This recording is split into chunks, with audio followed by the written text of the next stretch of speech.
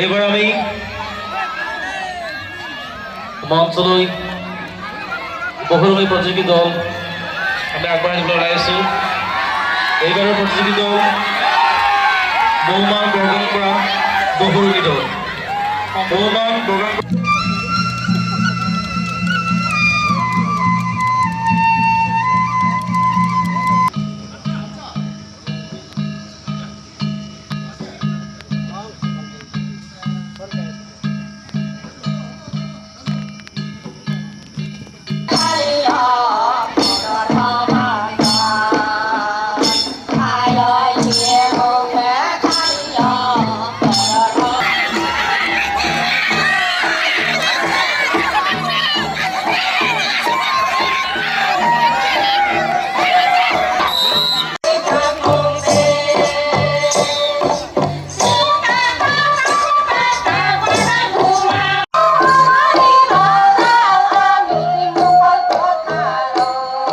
মই বৰ্তমান উপস্থিত আছোঁ বকৰ বাইক সদামত আৰু বাইক সদামত ইতিমধ্যে দেখিবলৈ পাইছে যে এক উখল মাখল পৰিৱেশ, এক উৎসৱ মুখৰ পৰিৱেশ সৃষ্টি হৈছে। ইয়াত আজি যি ৰাভা জনগোষ্ঠীয়ে যি তেওঁলোকৰ প্ৰত্যেক বছৰে যি বাইক পূজা উদযাপন কৰে আৰু এই বাইক পূজাৰ বৰ্তমান মই উপস্থিত আছোঁ আৰু মোৰ লগত উপস্থিত আছে যি বাইক উদযাপন সমিতিৰ যি সভাপতি মনোৰঞ্জন ৰাভা আৰু তেখেতৰ পৰা জানিম আজি কিদৰে এই বাইক পূজা উদযাপন কৰা হ'ব, তাতে কেনেদৰে উদযাপন কৰিব আজি বাইক পূজা।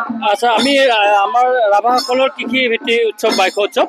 আমি বক আঞ্চলিক ৰাভা ছাত্ৰ সন্থা মহিলা পৰিষদ আৰু ষষ্ঠ অনুষ্ঠিত দাবী সমিতিয়ে মিলি আমি ইয়াত চকাবাহা বাইক আৰামস্থলীত প্ৰতি বছৰে বাইক উৎসৱ পালন কৰোঁ। আমাৰ ৰাভাসকলৰ কৃষিভিত্তিক উৎসৱ। আমি ৰাতিপুৱাৰ পৰা আমাৰ ফ্লেগ হোষ্টিং হৈ যায় তিনিটা সংগঠনৰ। তাৰপিছতে আমাৰ বৃক্ষৰোপণ কাৰ্যসূচী থাকে, শ্বহীদ তৰ্পণ কাৰ্যসূচী থাকে। আমি বাইক উৎসৱৰ লগত সংগতি ৰাখি আমি এখন বৰঙী প্ৰতিযোগিতা আৰম্ভ কৰিছিলোঁ। বৰঙী প্ৰতিযোগিতা এতিয়াও চলি আছে।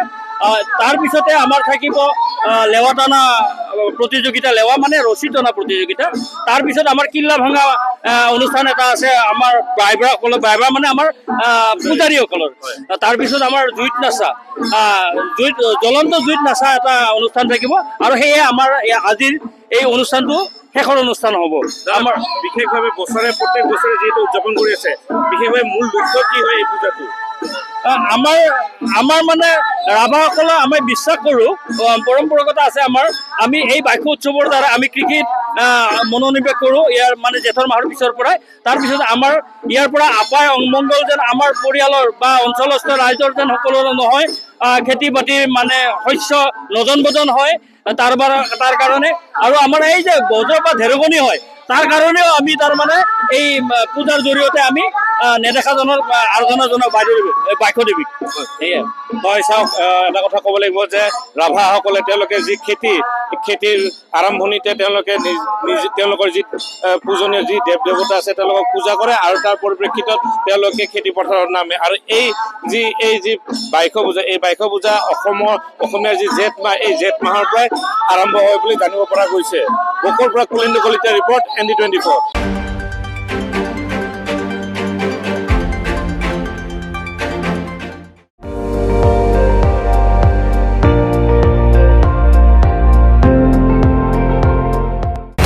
আপুনি চাই আছে ND24, সৰ্বশ্ৰেষ্ঠ নহয় সৰ্বোত্তমৰ দৌৰত।